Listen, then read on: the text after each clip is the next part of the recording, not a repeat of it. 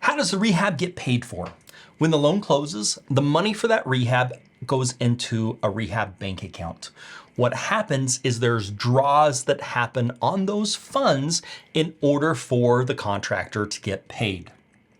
The account advisor and you will discuss how many draws you want to have. Typically, it's 3 to 4 draws. There could be more and could be less depending upon the scope of work, the amount of work that needs to be done.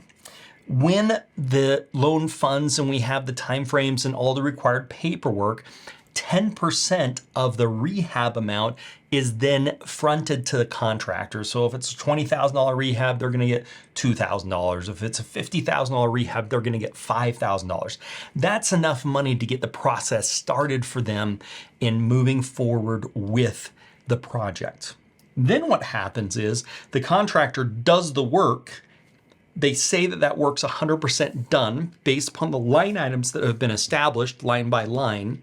And then an inspection is done to verify that the work is actually done. And then the funds are actually paid to the general contractor for those work getting done. That's sent direct deposit via ACH into the bank account.